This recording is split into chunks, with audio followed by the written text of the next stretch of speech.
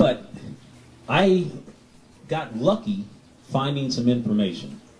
I was doing research on the family in Kentucky and started reading newspapers from Gallatin County, Kentucky.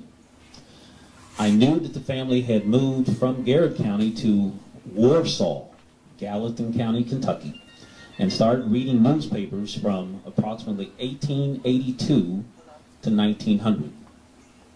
Now that's a long list of newspapers. And I took the time to just painstakingly move through the newspapers and look for references to our family group. And I got lucky on a number of occasions, and this story was just one of them. Okay? It said, Henry Ross, a young colored man who formerly resided here, and a son of Allen Ross, now of Loveland. So we know that that's the right family, because that's where our family moved to. Was drowned, it said, June 4th, near Pomeroy, Ohio. So boom, the story was correct. Okay, I was able to confirm the story as being correct.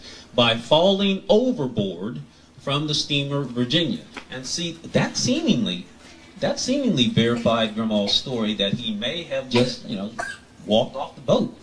That he was a sleepwalker. An interesting kind of situation.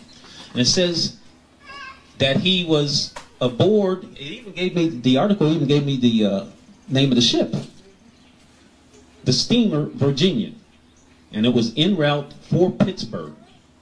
The body was found at Pomeroy, Ohio, where it was buried, but will be removed to his old home this fall. He was 27 years old and was born in Garrett County, Kentucky. He leaves a wife, Sally, and baby, Chauncey. Father, mother, sister, that's Grandma's mother, Cynthia Ann Ross, and 4 other brothers. And this was taken from the Warsaw Independent, June 24, 1899. Okay? So boom, I've got the date. Okay? I've got the date. Now I can go back to Meigs County, Pomeroy, Ohio, and start digging for more specific kinds of information. I was also able to look at the actual ship that he was on board when he died. So I was able to go on the internet, and I also visit the Hamilton County Public Library and obtain this information on the steamer Virginia. We also have some information from the Pomeroy newspaper, dated June 15th, 1899, just a couple weeks after his death. Here's it's called a packet line, and it's from Pittsburgh and Cincinnati. Pittsburgh and Cincinnati packet line. Here's the reference to the ship. It goes up the Ohio River every Wednesday night, stopping at Pomeroy, and down every Monday morning, stopping at Pomeroy.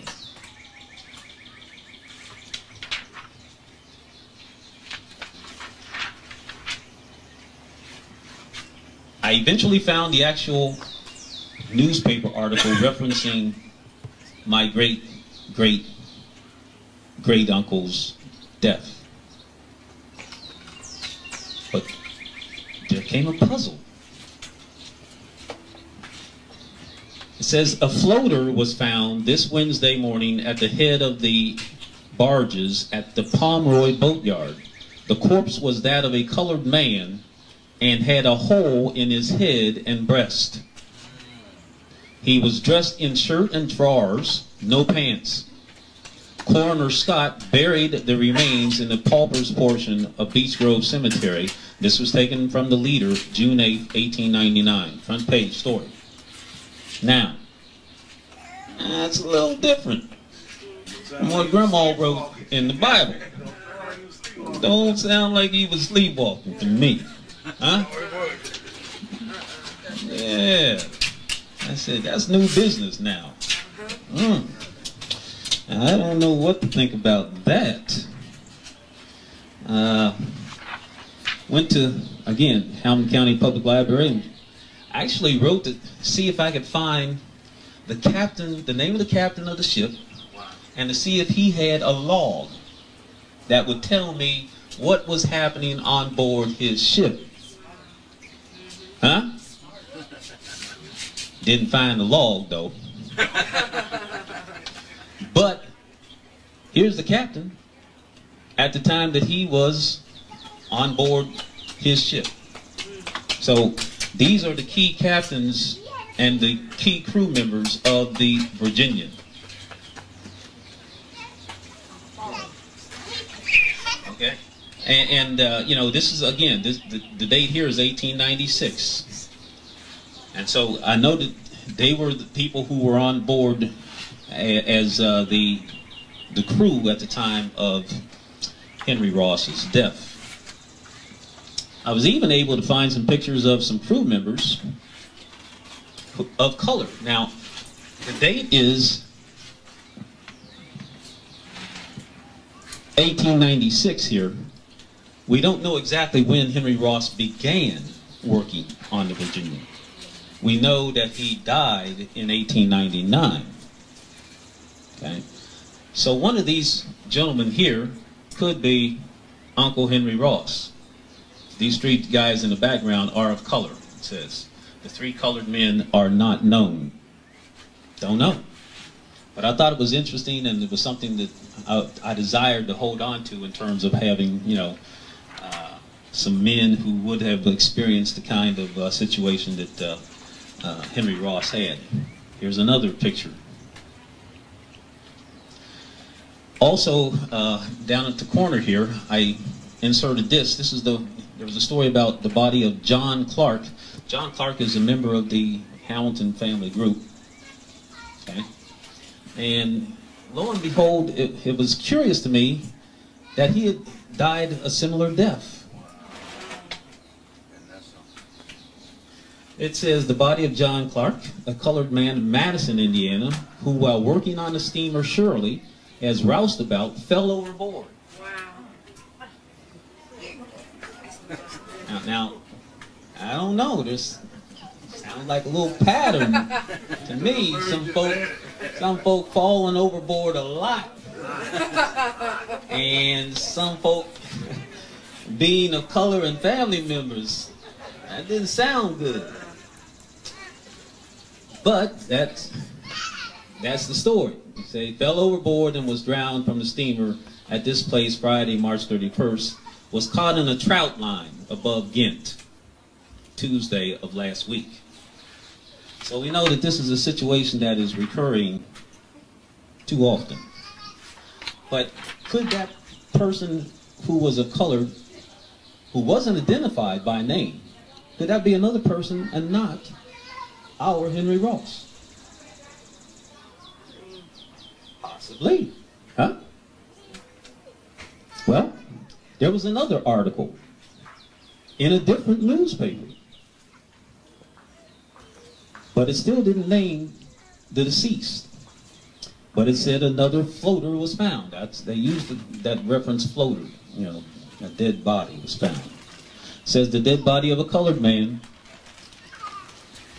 was found in the river up at the boatyard this morning by Charlie Bowen. So we have a little additional information, which is always good. He had been in the water several days and had an ugly looking hole in the top of his head. So this is the same man. This is the same man, right? Where he had evidently been hit with some instrument. He was dressed only in a shirt and drawers and had evidently been slugged while in bed and thrown into the river. His face and head were covered with blood, and the middle finger of one hand was missing. Okay, and the coroner took care of you know, the proceedings at that point. Well, now that was interesting. You know, it's the same person, but was it our man? Didn't name him. Some people would say, well, you don't know. You know, you can speculate. but it did name him in the Warsaw paper. Here's another article from the Warsaw paper that I found confirming in another way. And this is the last slide. It says, last Friday, the 15-year-old son of Alan Ross, and they identified folk in terms of their racial background at that time, okay? Colored, living on W.E. Crouch's farm near here, that's Warsaw, while working a cider mill, caught his right hand in the cogwheels, badly crushing the bones. Dr. Robinson dressed the wound, but the injury is such that it is feared that several of the fingers will have to be amputated. That's the Warsaw Independent, October 18, 1884. Now, you remember? Missing finger. Son of Alan Ross. That's Henry Ross. That's our man. But the question is, why is Grandma under the impression that he was a sleepwalker? And my mother over here, being a genius, said somebody told her. And that's probably what happened. She was born in 1896. She was 3 years old at the time of his death. Probably couldn't even remember it. But some of the older members of the family, I'm sure, tried to explain his death and dying in terms that they thought she could accept. So they told her, I believe, I don't have any other explanation. So they told her that Uncle Henry was a sleepwalker and he walked off the end of the boat and drowned. It was a good story. But it wasn't true. But these are the kinds of stories that have been generated as a result of the conversation and the discussions that I had with my grandmother. And you can see why I love her and why it has contributed so much in terms of the kind of effort and my ability to share with the family. Yes. And I'm not going to say any more because I don't think I can.